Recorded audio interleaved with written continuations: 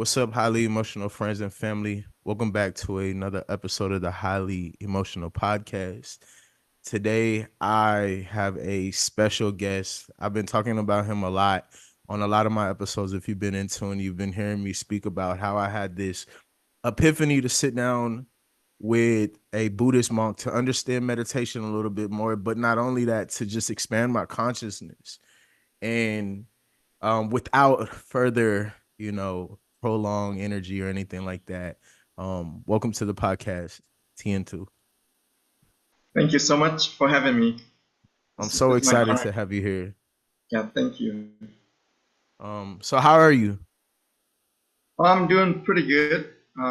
Chilling a little bit. I like It's I like when you talk like busy. that. Yeah, it's been Um, busy, and you should find a little time, just relax, and then continue with the work or whatever we have. so let's just jump straight into it. I always talk about how coming to the Buddhist temple, how our first interaction just was so powerful for me because you were open in how you received me. I don't really I still to this day I don't know enough about Buddhism and the beliefs, but I would say what I watched and the way that I felt is that it was extremely powerful. But when I coming into it, it seemed like with Buddhism, it seems like it's more about going with the flow of the world and believing in yourself, right? Believing in just following the flow of the world. And that meditative state, when I've been around you, like just meditating, it made me feel so powerful, so charged. And so the first thing I want to ask is like, how did you know this was for you? Maybe tell me briefly like how your life was before and then like what got you to this point. Yeah, thank you. That's a great question. Yeah, I've been missing, sitting with you guys in Atlanta.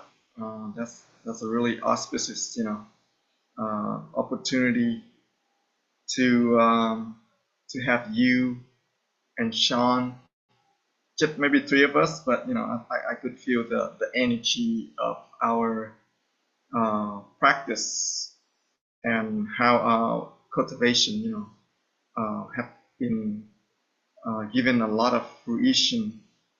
So yeah, we've been talking a lot about the path of our practice, and mainly from the Buddhist perspective. So the word, as you know, the word Buddhism is originate from the word of the Buddha, right? Buddha is in old Indian Sanskrit word. It means awakened one, the one who completely uh, know himself or herself, and no more suffering in his mind, or totally awake. And I think around in the early 19th century, the scholars they start to group, all the major religions in the world into one category, right? I think I mentioned this before to you guys in Atlanta. So they start to add ism, right? In the word Buddha. So it eventually it's become Buddhism. And it's nothing wrong with that. It's just label, it's just a name. And it's easy for everyone to understand anyway, right? But Buddhism is goes beyond uh, the religious perspective.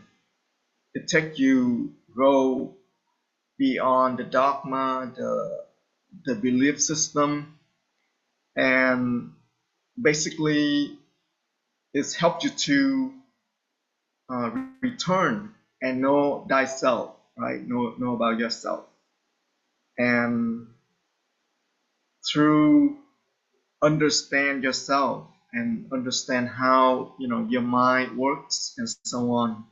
From there, you're able to generate this kind of loving kindness energy, compassion, and so on, all the positive energy.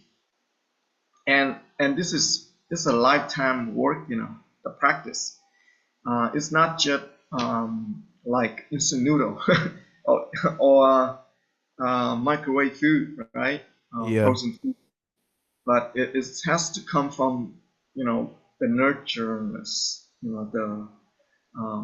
the incubation, basically, like you work with your neurosis, your sufferings, your afflictions, and so on, adversities, and from those qualities, you transform them into the positive energy, and you carry on that into your life, to your loved one, to the people outside of your circle, and so on. And that's how you can bring peace into the world. So how were things before before you chose Buddhism or became a monk? Like what was the differences that you had to or the sacrifices or the things that you had to change to become who you are now? Well, I was born as a Buddhist because my ancestors, they like about 3, 4 generations before me, they were Buddhists. So when you were born into a Buddhist family, basically um, you've been nurtured by all these rituals, sometimes beliefs as well, and eventually you have to find your way into real Buddhism, right? Where you're able to learn from the text and able to understand what the Buddha tried to teach you, and from there you take into your practice. So it's like a process, I think, and even up to now, I'm still in a work in progress. So it's not just you were born in a Buddhist family and that's it. You don't do anything about it. But you need to find your way around it.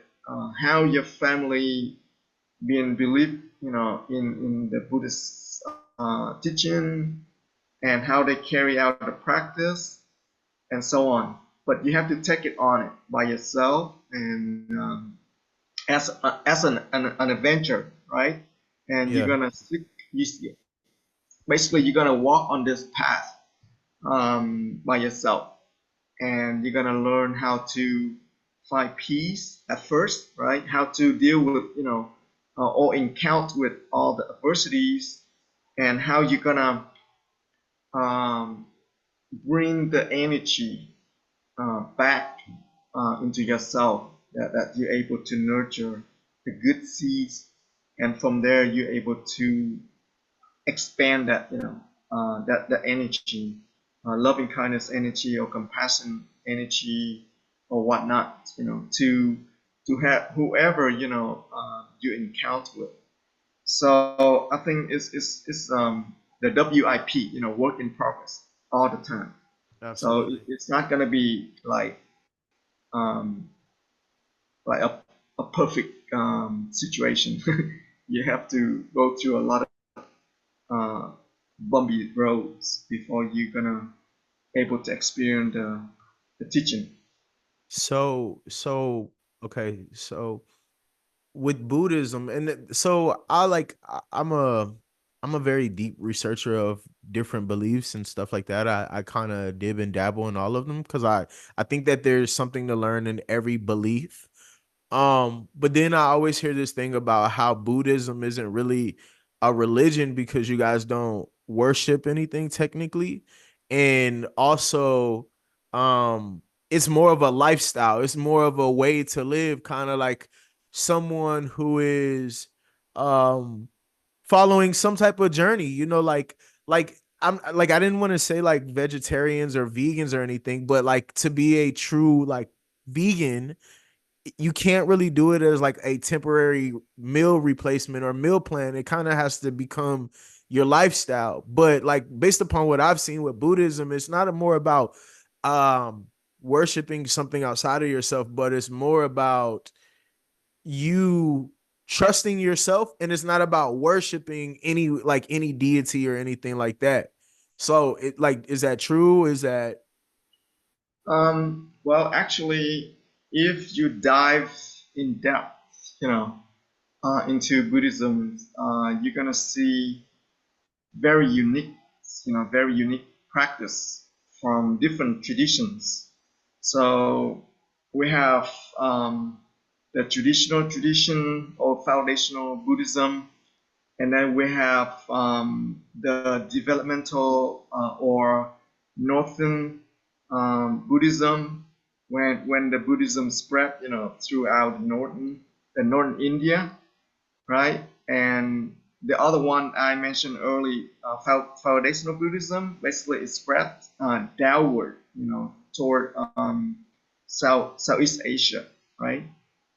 And later on, we have another sect, it's called or tradition we call the Vajrayana, right? So it's more like toward the Tibetan Buddhism, right?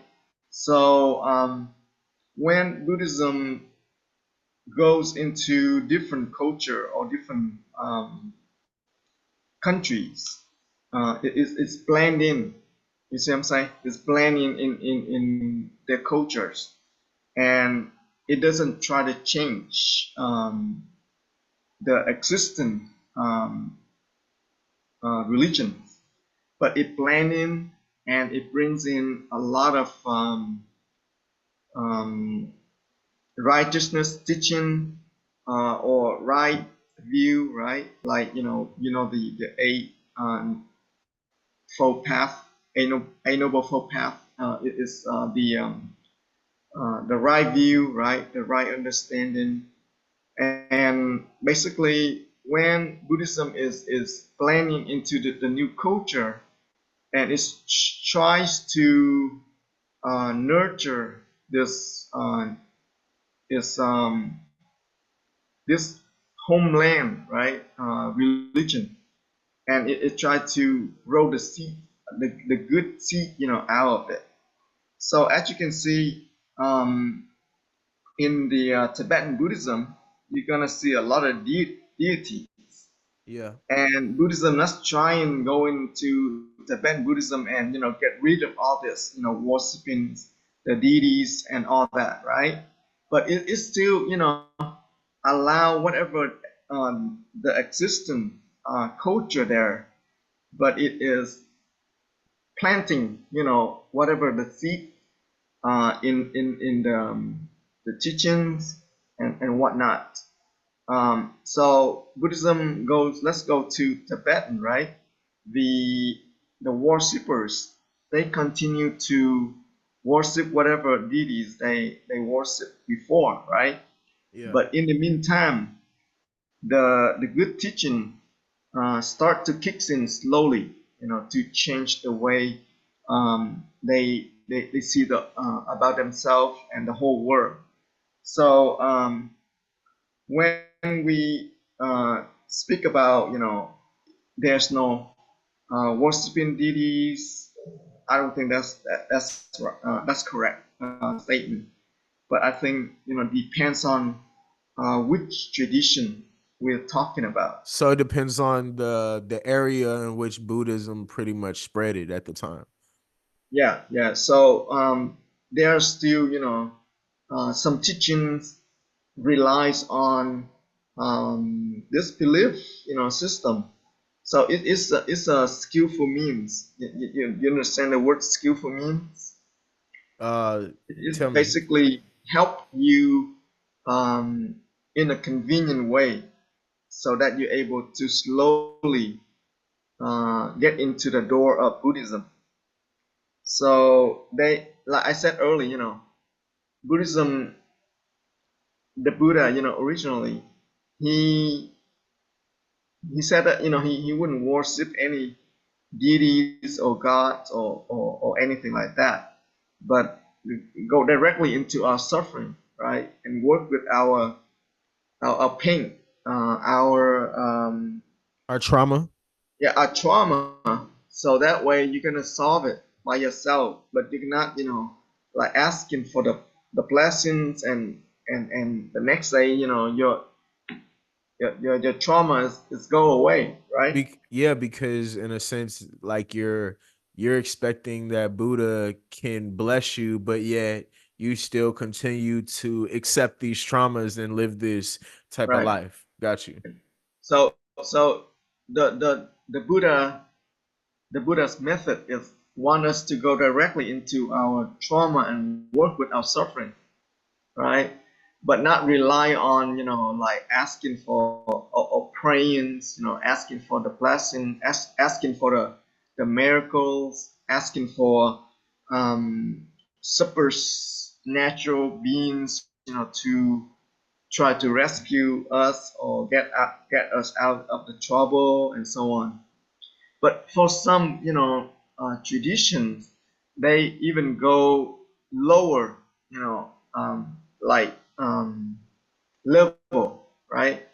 So so that they can help the folks that they don't really have a really deep understand the true teaching of the Buddha, right?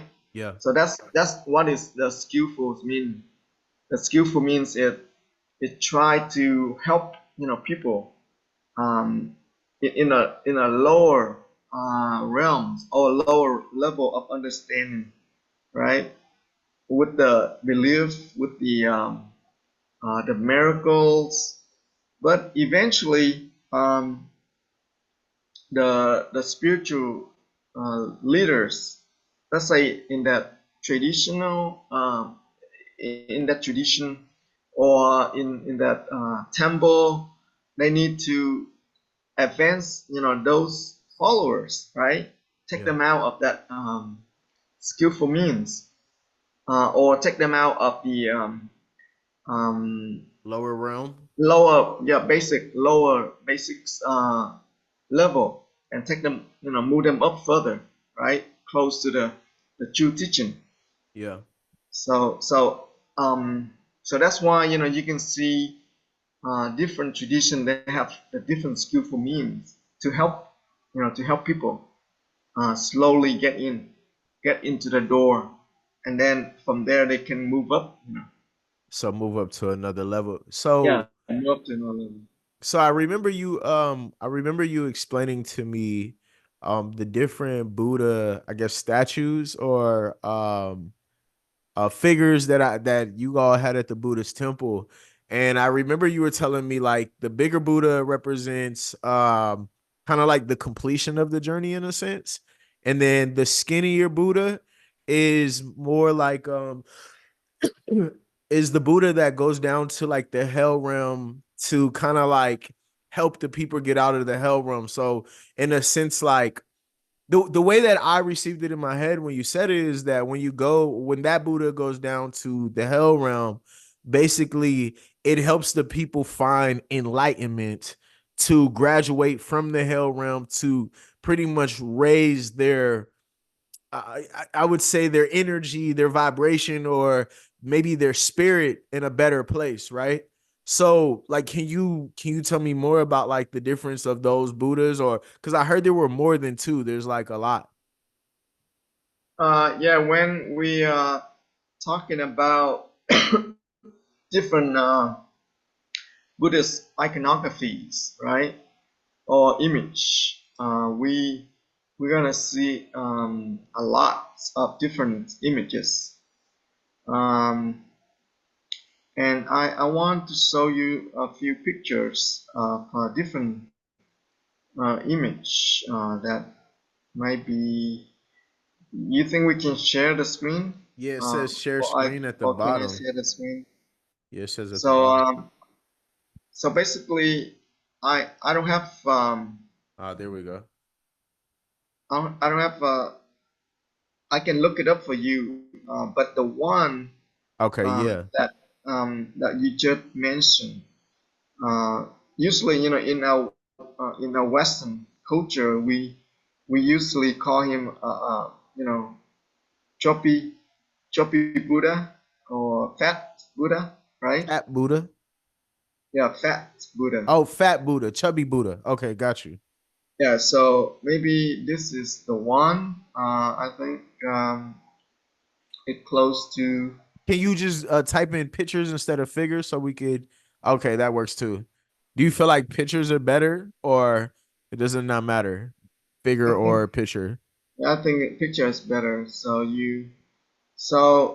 so this is the future Buddha, um, and you know ignore the the Yeah, I price. was gonna say just type in chubby Buddha in it in images instead of the statue. Go back. Chubby Buddha. Yeah, fat Buddha. What we call lucky Buddha. Okay. So All right, there we go. so usually this is the image that we see um, when you go to uh, especially when you go to the the Mahayana Buddhist temple. You're Okay. gonna more likely you're gonna see this image around the temple, and so this is um, the Buddhist iconography, right? It's a representation. Yeah, I have a necklace Um, with that Buddha on it. yeah, so people they think if they wear this Buddha or if they worship this Buddha, he might bless you. So this is another skillful means. See what I'm saying? So this is another skillful mean. Skillful, skillful mean A teaching. skillful mean. So in a Yeah, sense, they tell you this stuff about Buddha so that you would learn about Buddhism, basically, is what you're saying. yeah. At first, people may use this image to as an invitation for basic followers, right? Yeah, If you worship this Buddha, you might get lucky. He might bless you with health yeah. and prosperity, right? Um, but eventually, if you go deep into the teaching, eventually you're not gonna do the same thing. You're gonna learn him as a quality As of, okay, of yeah, as got a you. quality of characteristic that you might have as well. Mm. So as you can see, this belly, this fat belly, so it's a representation for your mind that is is empty of distinction. Is lack of it hasn't it doesn't have any discriminated, right? So no Um, type. So in a so sense, like trauma. yeah, it's purified. It's vast Got you. with openness, right? With Got the you. open mindedness, so you can contain all the adversities. When people they throw tantrum at you, but you still laughing. You see him. You see all his face. Yeah. He's all So laughing, he right? so he doesn't need anything outside of him. He's full of, not saying like full of himself, but he's full of life, full of, Yeah, he's really he can go beyond, right? So it doesn't matter. People they throw him a lot of trauma, and yeah. he's still laughing. He's still able to carry on his life. You Got see what you. I'm saying? Okay. So this is basically a lot of meaning, a lot of meanings through image, right? So we have to have the image to understand the teaching. You see what I'm saying? So every tradition, every religion, basically they have a lot of image Yeah. to represent the teachings. So Can you pull up the other Buddha, the one that you had showed me? I think that one was cooler. I don't know why. I just thought it was cool. The as you know, this is the the one with the Thien. waves or the fire underneath his legs or something like that. Are we Okay. talking about the same one? No, this is not. This is not the same one. This, uh, so the other Buddha I mentioned before is his name. Is he's a Bodhisattva, right? Krisigaba. So this is the image you maybe see at the temple. Yeah. Oh, So that this one. It's kind of like that one that's where he's standing up over there to the right. yeah. So this is the one we call the Bodhisattva of Earth Store. So basically, he has this Bodhisattva has a vow. He's willing to go into the hell realm to rescue, sentient beings, to rescue all the suffering beings in the underworld. It says we got 10 minutes and then we're gonna just reconnect the call and do it again.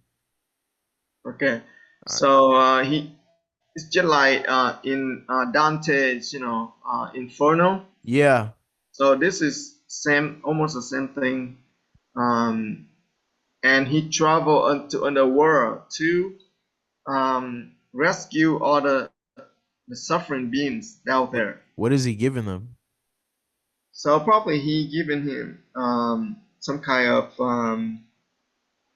love energy, loving kindness energy, compassion.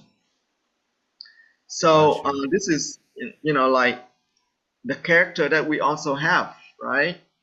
So when we've been down into the darkness, and there is somehow um, in us we have this kind of energy to take us out, right, from the darkness or from the underworld.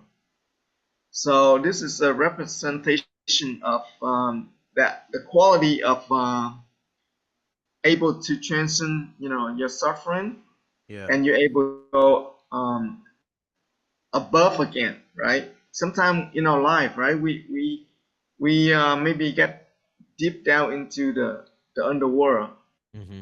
into our darkness, our own darkness. You see what I'm saying? So this is a bodhisattva, the quality that you're able to tap into, and you can use this energy to go above and beyond again. Got You you. see what I'm saying? Yeah. So it's a journey for us as well. It's not just for him, right? But also for ourselves. Sometimes we go through the underworld journey. You So got we it? go, yeah. So we go through a lower realm. Yeah, I always talk about that. I'm like, yo, I like, and you got to realize that, like, me telling people about this type of Buddha, like, I'm like, yo, bro, there's this cool Buddha. I'm not talking about the chubby Buddha. I'm talking about the Buddha that he goes down to the hell realm and he helps you find. Like, I think that's dope because when I start I started thinking about like my life a lot of times, like on this journey of enlightenment where I'm at in my life, I can explain to people like where I'm at, like what meditation does to me, right? But unfortunately, I can't show them my experience. I can't show them how Mm, it truly feels. They only can experience it themselves. So a lot of yeah, times when I look at this situation, I know a lot of people who are like mentally stuck in the hell realm, and a lot of times they'll say that they want help, but yeah, unfortunately, there's nothing I can do except for follow my truth, like follow my journey and live righteousness or live, in a sense of great gratitude or enlightenment. And I can only show them by leading by example. But me trying to tell them what to do, it never works because it's me trying to explain my experience it when they have to, or my experience when they have to experience it truly themselves. So a lot of times, like when I seen that Buddha, I was like, I think this is cool because I feel like I can relate to it a lot. So Yeah, so you are your own Buddha, right? You are your own Bodhisattva, basically. You the one who put yourself, into the underworld, and you also the one who gonna take yourself out of it. No one else, right? When yeah, when you create something, uh, whether it is good things or bad things, you are the author, right? You are the author of that product. So basically, this is more like a teaching from the Mahayana Buddhist tradition, right? yeah, And this is the Bodhisattva, like I mentioned earlier, Kusagava. So his vow is basically go into the underworld and rescue all sentient beings, right? Until no more sentient being gets stuck in there, then he become a Buddha. got You you. see what I'm saying? Yeah, So this is basically you are your own therapist. You are your own psychiatrist. yeah, You are your own doctor, and you know yourself the best, right? So facts. from there, you're able to tap into this quality and work with it. You see what I'm saying?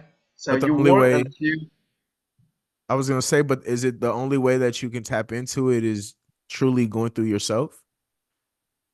well, there's no other ways. You can try other skillful way, but eventually you have to deal with your own neurosis, So no matter what. right? Yeah, it doesn't matter what other, remedies. Mm. Eventually you have to face just your own, your own self. You see So, what I'm saying? so are you saying it doesn't matter what you, in a sense, it doesn't matter what you pray to, worship. At the end of the day, you're gonna have to address your BS, address your trauma, address everything that you're dealing with yourself.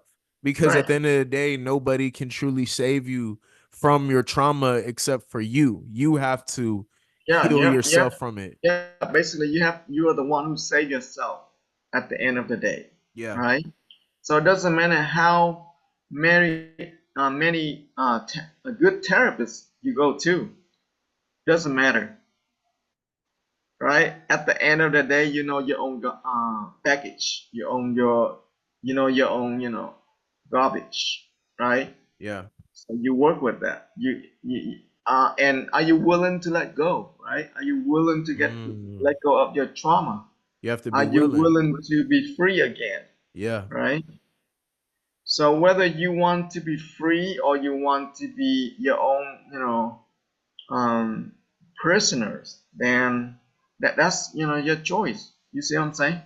Got If you. you want to be free, you need to let go, right? Yeah. Even when people they got into really um, worse trauma, and at the end of the day, they need to accept it and Mm. moving forward, right? Because that's that wound, it getting worse if we just keep penetrate into hitting it, right?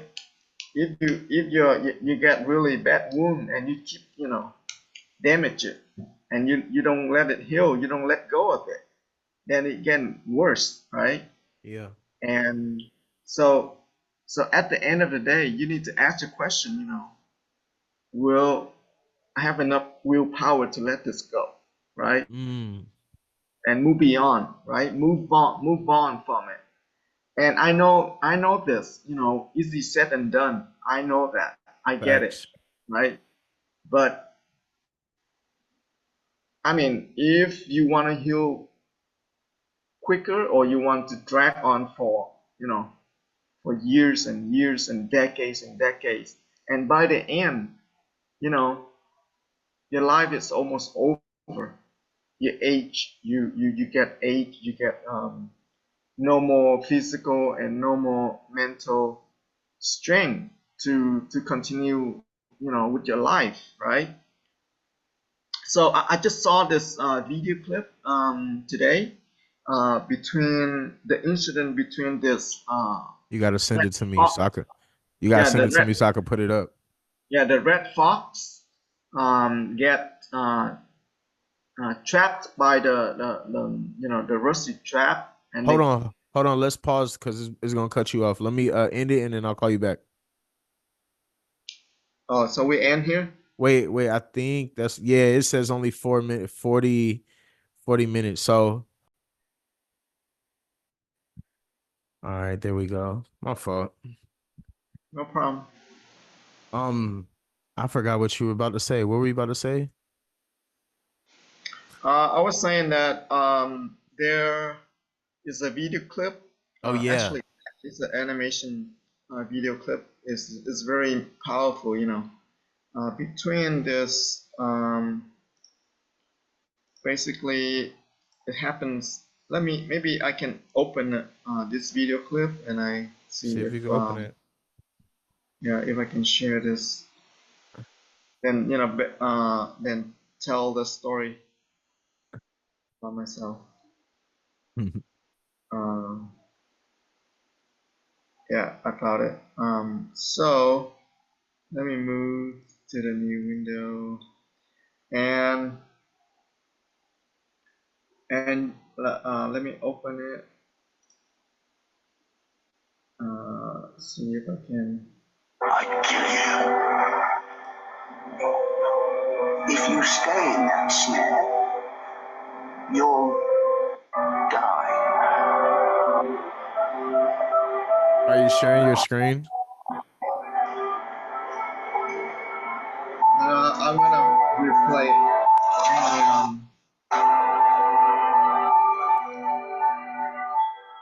I have this video clip on my video on my Facebook. Hold on. It's starting. Hold on. So well. Yeah, I think it might be blocked out. One of Oh, our there it goes. Okay. greatest freedoms is how we react to things.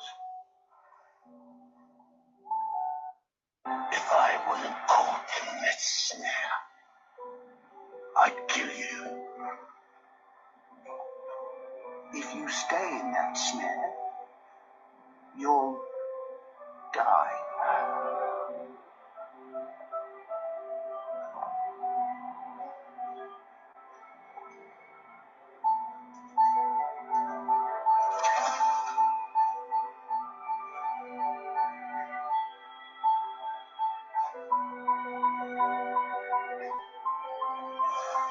You did so well.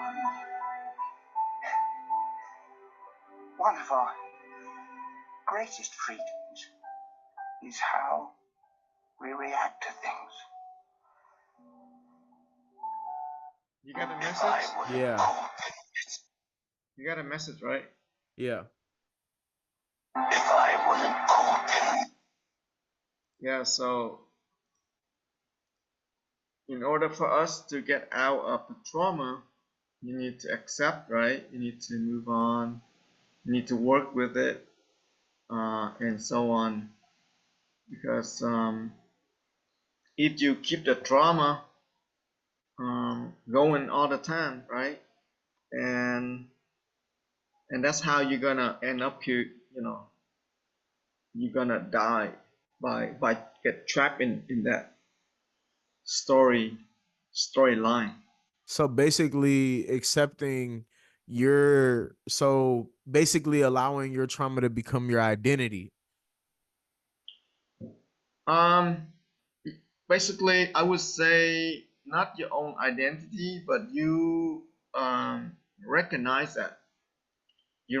that you, you recognize that you have this experience, Yeah. and gonna ask yourself, what does this experience try to teach me? Yeah, what is this? This is a lesson. Yeah, what Instead of identifying. So that's what I'm saying. So instead of identifying as the situation, instead of saying like I'm the victim, but basically instead change the way that you view it and say, okay, in this situation of trauma, right? What do I need to learn to prevent it from happening in the future? Correct? uh, yes, basically it is one way to think of it. Um, and and as you know, life is a lesson, right? Life is ongoing Yes. lessons. And if we're not able to pass one lesson, then it's gonna be hard to for us to move on, right? Facts. To continue with the uh, new subject. So um, that's how we, like been saying this.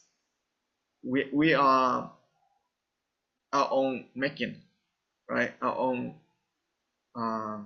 We create all the chapters in our life, Yeah. and if we're able to, understand this, we're able to continue with a new chapter. But in order for move on to a new chapter, you need to let go of the previous chapter, right? To work with something that we always um, face, with the adversities all the time. So so what is the how can I say this? So do you feel that people on the outside who really don't know a lot about Buddhism can learn from it even if they don't accept Buddhism as their religion? Oh, definitely.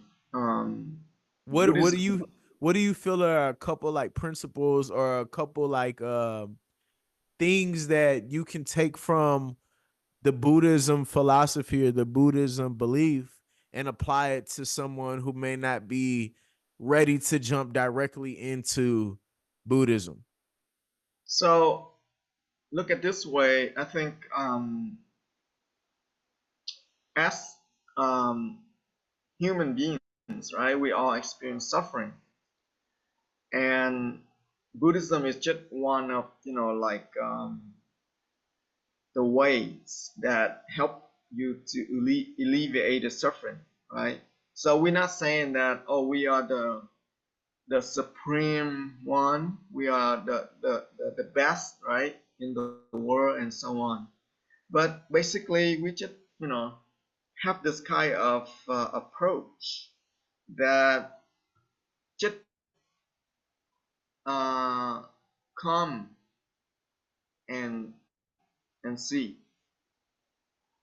just um, try to come and see what is that like. Yeah. Just like when we go out there and we want to buy a car, right? Hmm. And you need to go to different car dealership, right? We're gonna go to Toyota, and then we go to Chevrolet and Nissans and so on, right? To Yeah. try out different vehicle and see which one you feel comfortable with, right? And the vehicle here is it's gonna help you to do a lot of work, right? To um, carry out your daily activities. So all vehicles, purpose is carry you from point A to point B, right? So no exception for Buddhism. So Buddhism is, you can apply it as the beginners, the very basic, very intermediate level. You can use it as something that you can lean on as a believer, right? Or you've been brought up into the belief system. Now you can lean on it and you can see, oh, okay, this is just a skillful door or skillful means, right? Yeah. To help you to uh, feel familiar with. But eventually you need to move up, right? Move out of that comfort zone. The problem is we rely on too much into the belief system, and you feel comfortable with it. You feel like you stay in that bubble and you don't want to get out. But the worst of humans, addiction is a comfort zone, Yeah. right? We love comfort zone by any chance, by any way, right? So when you're able to step out of your comfort zone, that means you step out of your old habits, right? Mm. And when you step out of your old habits, you're able to open many doors. The doors here it is literally represent the knowledge, the understanding. You step out of your own tradition, and you're gonna see, you can do your comparative studies. You can do a lot of scholarly practice, right? To understand what Buddhism offers you, right? And then from then you're able to you don't have to change your religion. You don't have to change.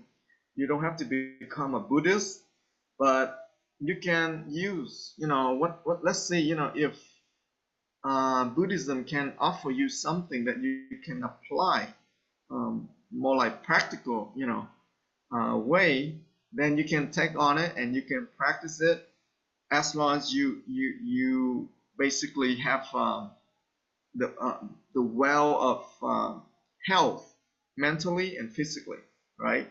Got you. So that is, the point. But we're not trying to gain more followers. We're not trying to profit, make more money out of, the followers and so on. So that is something that in Buddhism, we really um, want to limit it. Okay, limit that role. Of course, we're gonna need the followers to support us, right? Donation, so we Yeah. can continue to carry on the work.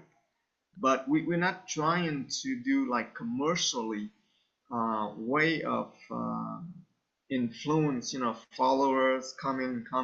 Yeah, it's not about Then that. we don't teach anything, right? Yeah.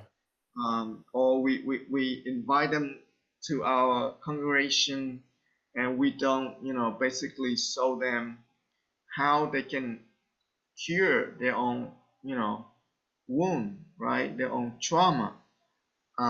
So that's defeat the purpose of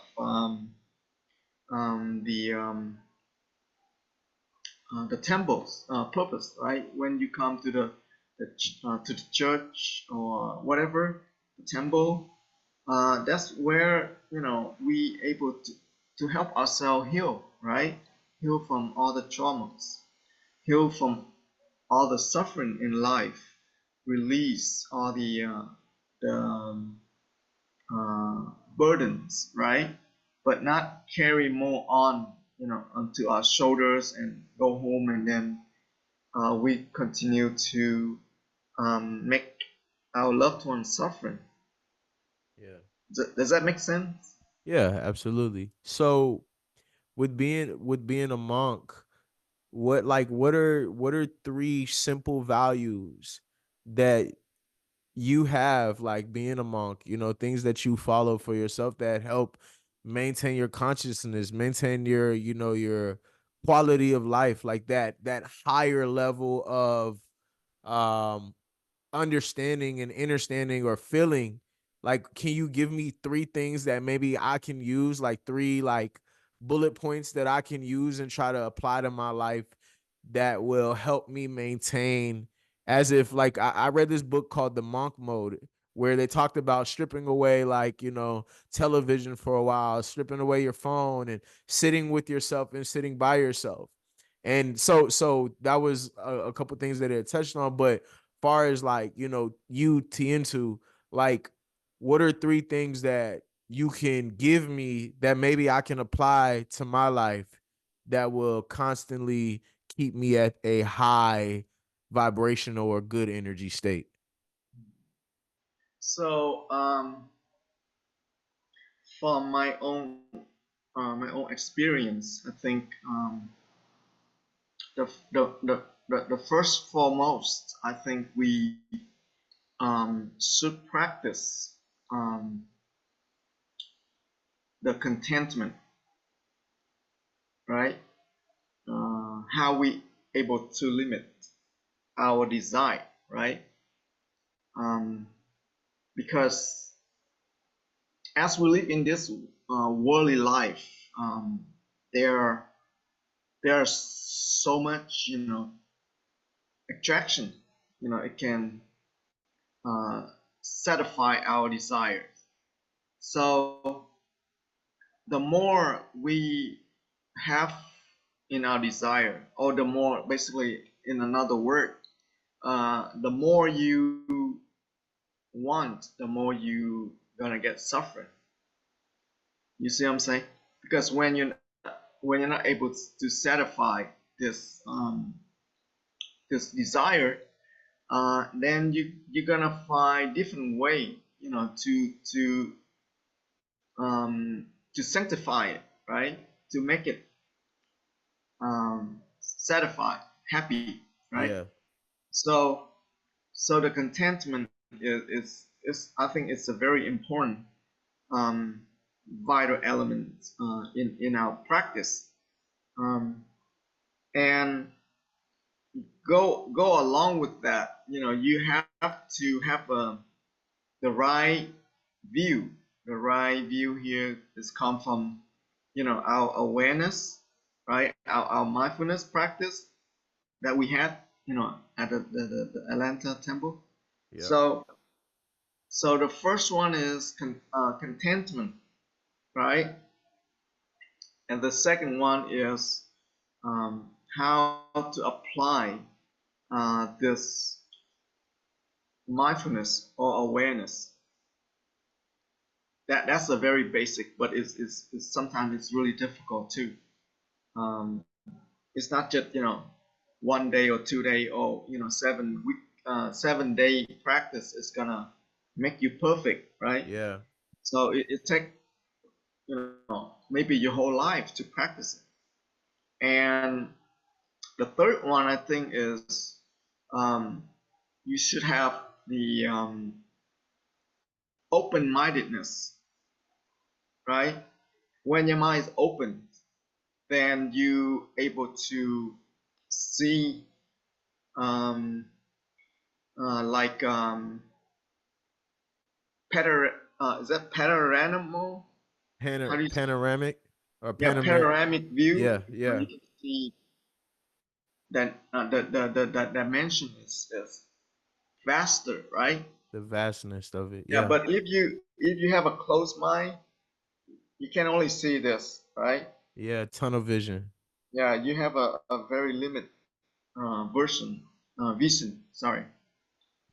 So approach to whatever in life with easy open mindedness, right? And from there you're able to learn, right? You're able to adapt to certain thing, adapt to Yeah. certain culture, adapt to certain um, things in life, and you're able to see that your mind is very vast, right? You can learn a lot of things from different people all the time. Absolutely. Yeah, but if you have a tunnel vision, right, you're not able to learn a lot. Yes, So sir. those are the three you can, practice day in and day out all the time. Can you Um, can you I know because I've done it with you, but can you give us a description of practicing an example of practicing that mindfulness just for the people? Like what would you say a way is to practice your mindfulness? Okay, so basically, when we're talking about mindfulness, actually it's free. It's free to every human being, every religion, right? So mindfulness is it's just not belonging to Buddhism. It's free to everyone, right? Yeah. And as you can see, like baseball players, the batters, right? When he at bat, right? Well, he doesn't practice mindfulness, but it is mindfulness, right? He's really focused, and waiting for the ball to come. And if his, concentration is really high, right?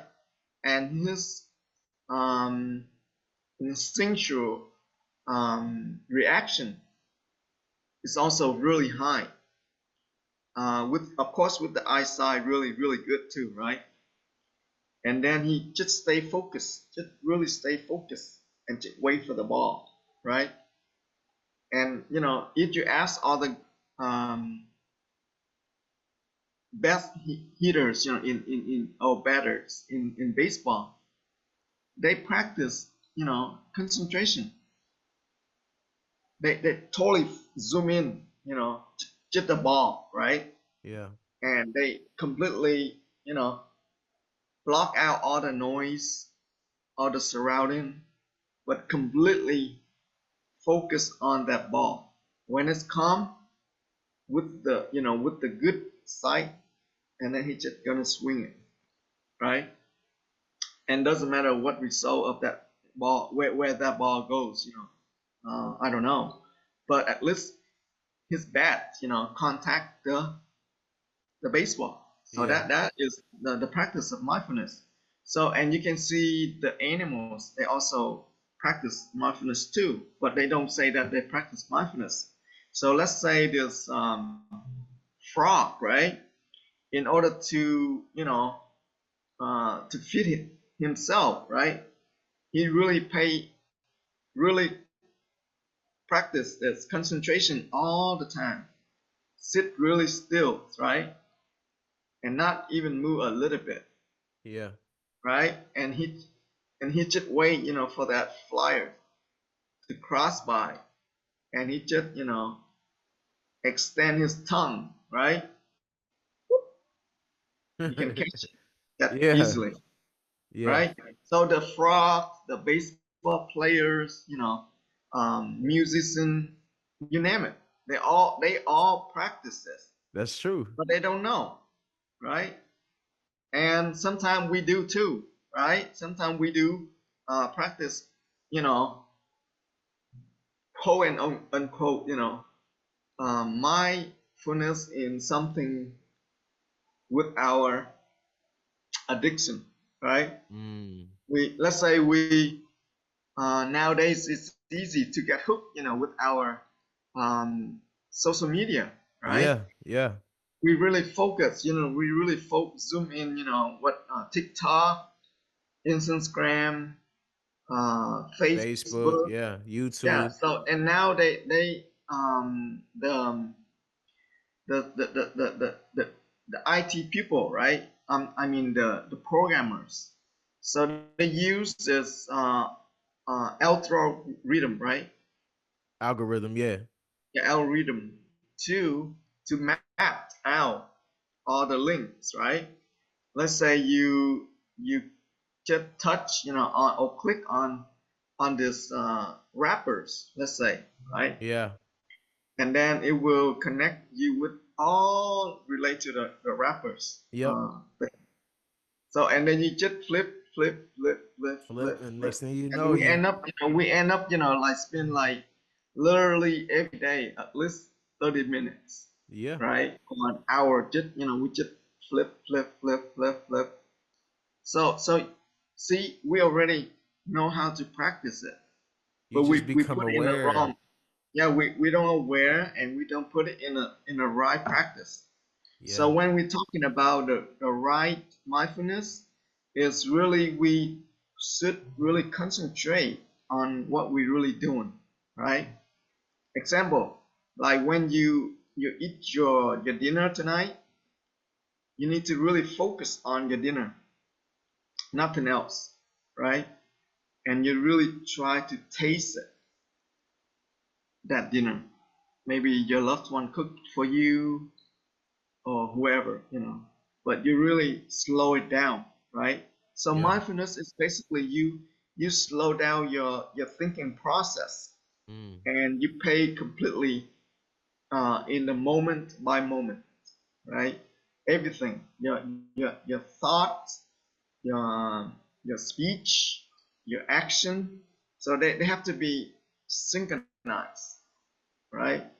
Because sometimes we think something else in our head, but our speech we speak something else, and our action is do something, other things. Yeah. So we are over the place. So the basic thing is we need to zone down, I mean zone in one thing at a time, right? So this easy, but it's gonna be take some time, to master it, right? Yeah, it's a practice. It's a routine Yeah. that So needs to basically, be it's installed. get in touch with whatever you do, get in touch with whatever you think, get in touch with whatever you're gonna about to say. So that way you be wholeness. You understand? Yeah. But if you allow your mind to disperse into 10,000 directions, and your mouth is big, blah blah blah blah, and your hand is, your action is something else, right? Have you seen those people? Yeah. They cooking, but they also do video record, They're multitasking. and then it's speaking, and then it's thinking, and then everything is everywhere. Yeah. So then they're not as a whole. You see, so wholeness is when your mind and body come together. So that's the lotus, right? Yeah. Mind and body come together. It become oneness. So that's a good point. Can we touch on the lotus? Because I remember you telling me about the lotus. Can we touch on the lotus? Do you got enough time to talk about it? Yeah, the lotus is basically. Can you pull up a picture of it? Do you still have that up? Is your oh, there it goes. Yeah, can you just real quick before we go, can you describe the lotus? The lotus. It's on your web browser, or it was on your web browser. I think you took it down now. Okay. So this um lotus. Let me show you.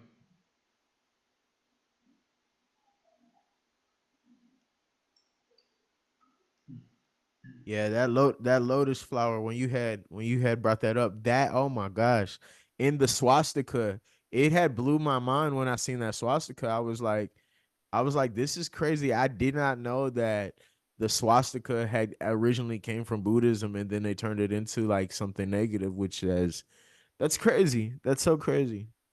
Mhm. So Did you find the lotus? it's just a normal lotus, plants and flowers.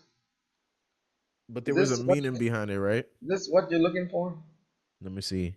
Yeah, I remember you had described it to me. It was something you had said specifically about it when we were at the temple. Okay, so the lotus in Buddhism is represent the awakened one. Mm. So let me go back to this one. So you see the Buddha, right? Or the Bodhisattva. Yeah, They underneath him is a usually sit. lotus. Yeah, they usually sit on the lotus. The reason is represent the awakened one. The Mm. awakened one can sit or stand on the lotus. You see this one too, right? Ah, yeah, I see it. Okay, and you can see this one also sit on the lotus. Yeah.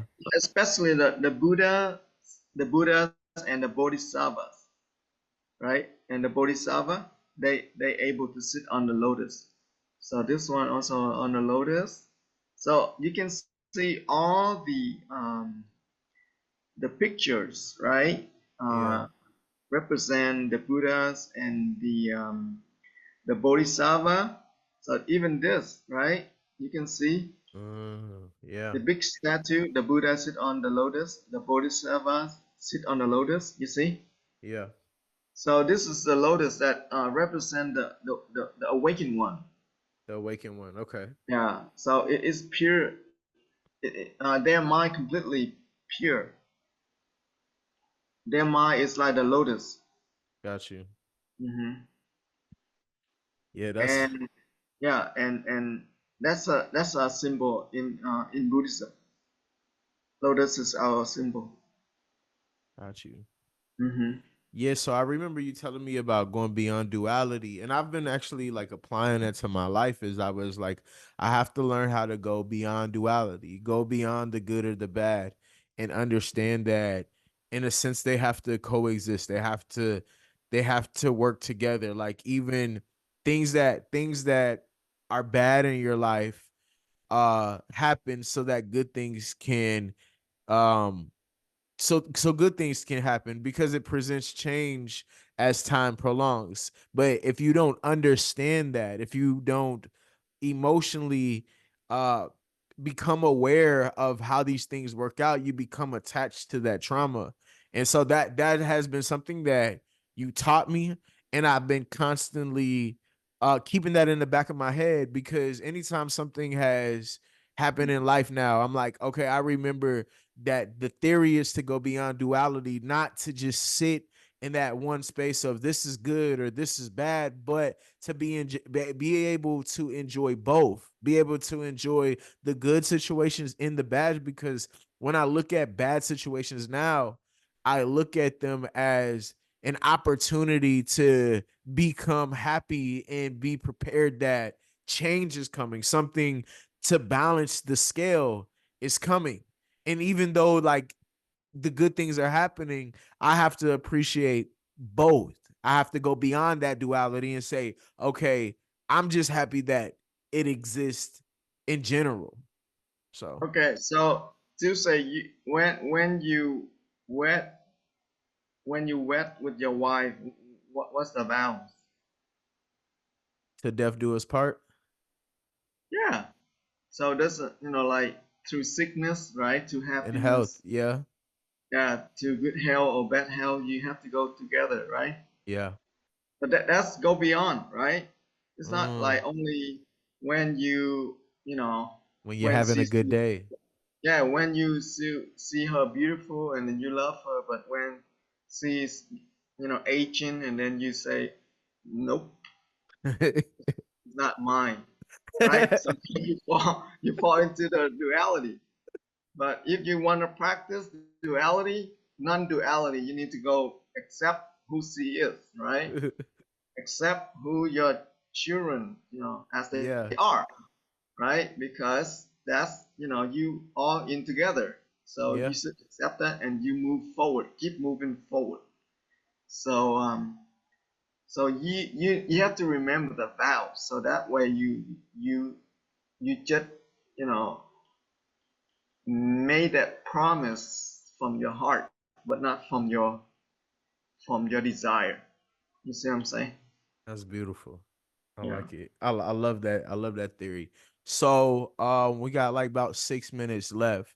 At the end Mhm. of every episode, what I normally do is the guest who's on my podcast, I have them leave me with two things. One, a book recommendation, and then two, a powerful quote.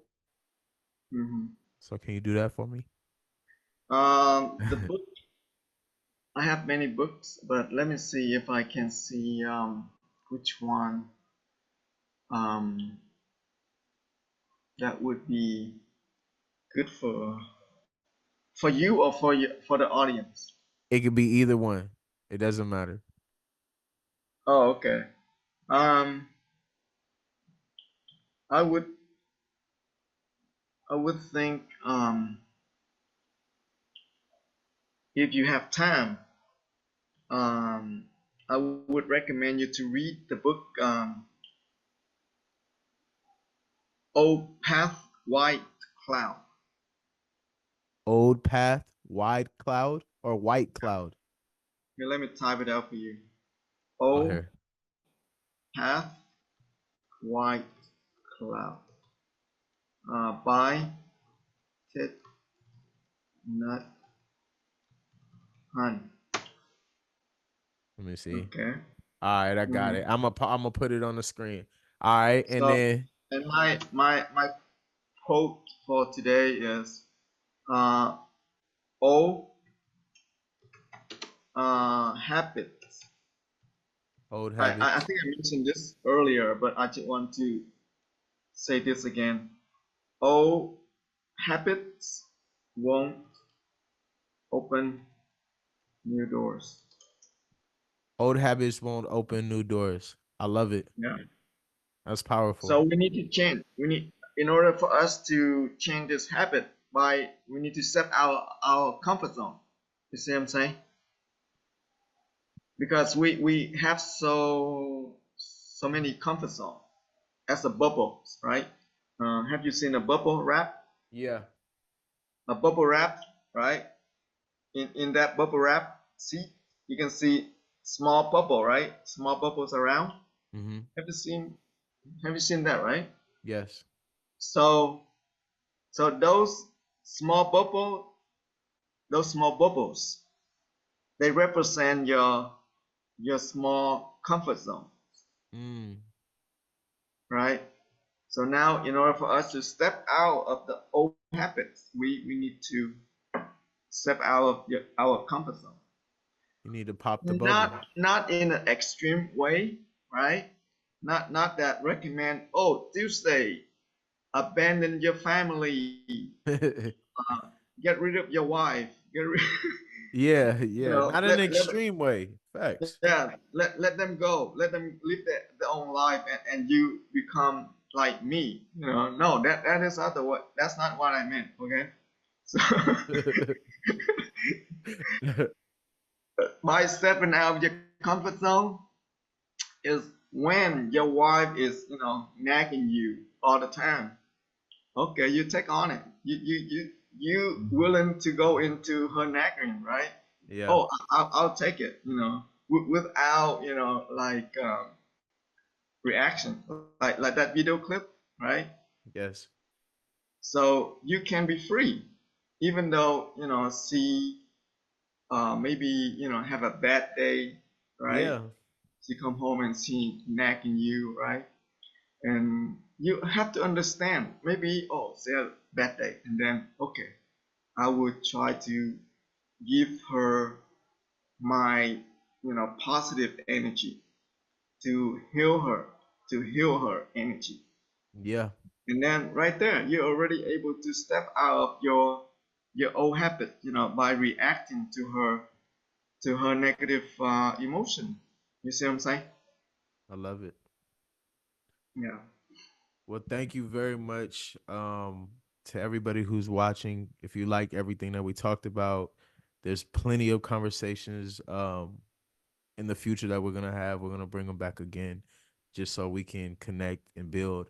If you like this episode, if you loved everything that we said, make sure you hit a like, subscribe button, a share, share with your friends and family. And until next time, peace, love, and light. Big swim. All right. Thank you, Thank everyone. you.